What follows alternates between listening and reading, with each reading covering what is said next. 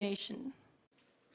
There are some people in the world who fight an unseen battle within themselves 24/7 with a big smile on their face. They never cry, they never crip, they never whine.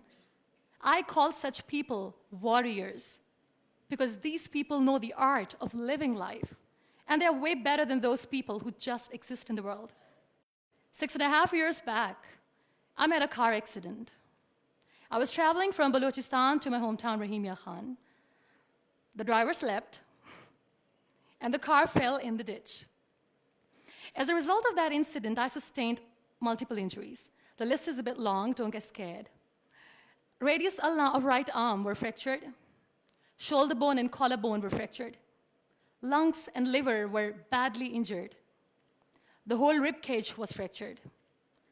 But the injury that changed my life and my personality completely was the spinal cord injury. 3 vertebrae of my backbone were completely crushed. It took us an hour or so to find an ambulance in Balochistan. All the effort went in vain because we couldn't find an ambulance. So I was thrown in the back of a Potohar Jeep, and I was rushed to the nearby hospital. In that Jeep, I realized that half of the body was fractured and half was paralyzed.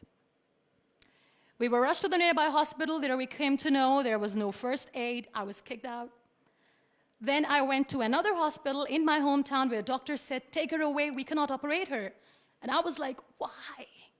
And they were like, "We don't have equipment, you will die someday, you go."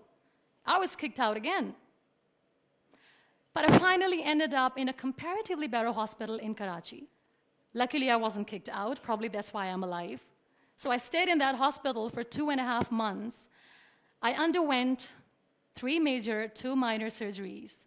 The doctors have put a lot of metal in my arm, a lot of metal in my backbone. So I feel more like an iron lady now. But those 2.5 months that I spent in the hospital were dreadful. I was in severe pain, both physically and psychologically. Many people left. Very close ones.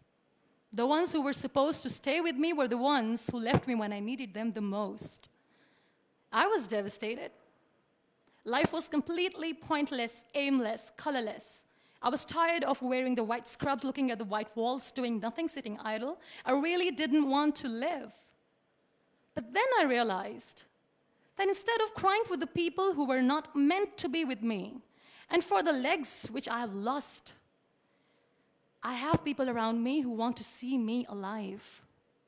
I have so much to be grateful for.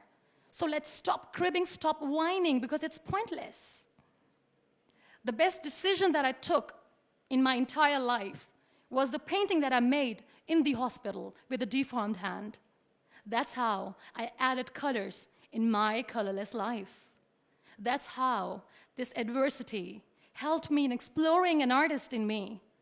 That's how this art kept me alive through this whole journey. Then I was moved to Islamabad. I stayed in my room on the bed, confined for 2 years, because I developed multiple pressure ulcers and a variety of infections and allergies. Now, this whole traumatic journey of 2 years and 2.5 months being bedridden, doing nothing, the only thing that kept me alive was art. What a beautiful medium art is, that without uttering a single word, you express yourself. What a beautiful escape it was. But the day I sat on the wheelchair for the first time, I was a completely different person. I still remember that I looked at myself in the mirror and I said, "You cannot wait for a miracle to come and make you walk.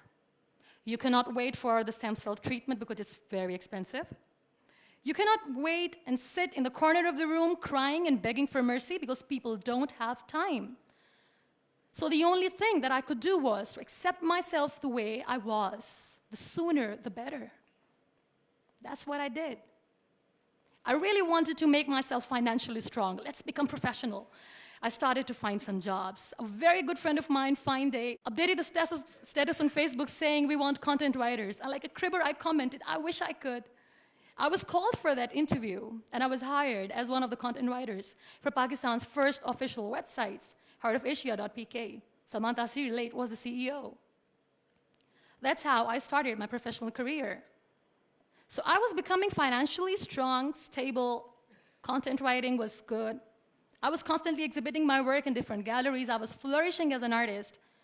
Life was easy, but I wasn't happy.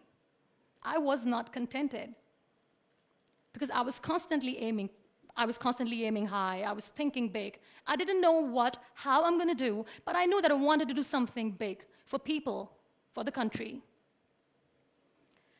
One day, I came across this polio campaign advertisement in which this little boy from a very underprivileged family is sitting on a wheelchair, and with his father sitting with him, crying and saying to the world in that campaign that give polio drops to your kids, otherwise they'll become like him. That advertisement shook me from inside. I feel devastated. The way that boy was objectified as an emblem of grief, misery, mercy, lifelessness, nothingness. Such a wrong picture which was being portrayed in media about the persons with disabilities. That's what we are called. That was the day when I decided that I have to change the perception of the people about being on wheelchair. Because being on wheelchair, you can still face the world with a big smile on your face and you can tell the world that you're happy the way you are. No one has right to objectify us as an emblem of misery or mercy. We are human beings, we breathe, we have souls, we are alive, we feel.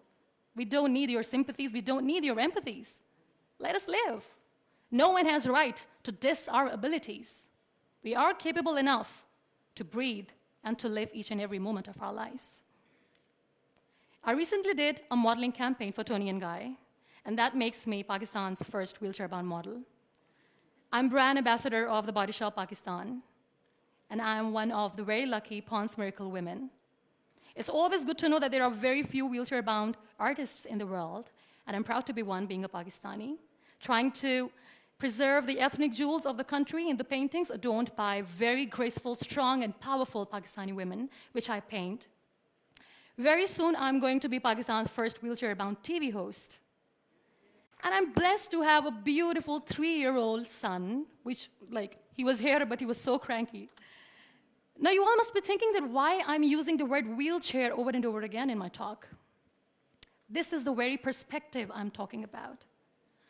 This wheelchair is not my weakness. This wheelchair is not an adversity. This is my strength because the kind of attention that I get when I go anywhere is priceless. Everyone loves to be in the limelight. I have started enjoying to be in the limelight too. This is the very perspective I'm talking about.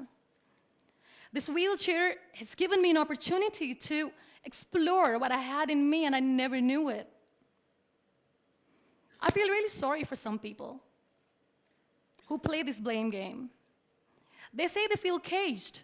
They cannot perform well, they cannot excel because system is not allowing them to do. The government, Pakistan, the whole world, society, economy is not letting them grow as a person. They're not excelling in their careers. They say they're caged. I feel sorry. I can undoubtedly say that I'm caged because when I get up in the morning, I'm unable to sit on my own.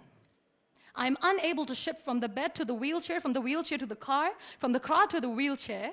I need an assistant 24/7 to do little things in life. Let's make it more simple. When I feel thirsty at midnight, and when I forget, which I always do, when I forget to keep my water bottle on my nightstand, and when I don't see anyone around to help me, I stay thirsty for the whole night because I'm unable to get a glass of water for myself. I can undoubtedly say that I'm caged by my body, but my mind is free, and so is my soul, and so is my spirit. I can still dream big. I can still think big. I can still aim high. I can still aspire to inspire. Nothing should stop me. This wheelchair should not be the reason or an excuse of not doing anything in life. I still have big dreams. I still have big plans. And I still have to work on that. Be grateful for what you have. And trust me, you will always end up having more. And if you'll cry and if you'll crib for the little things in your life, you will never ever have enough. You want to excel? You want to grow? You want to be powerful and passionate and great professionals? Learn the art of converting your adversities into opportunities. The moment you're going to learn it, sky's the limit. So be grateful, be happy, be alive, and don't let anyone diss your abilities. Thank you.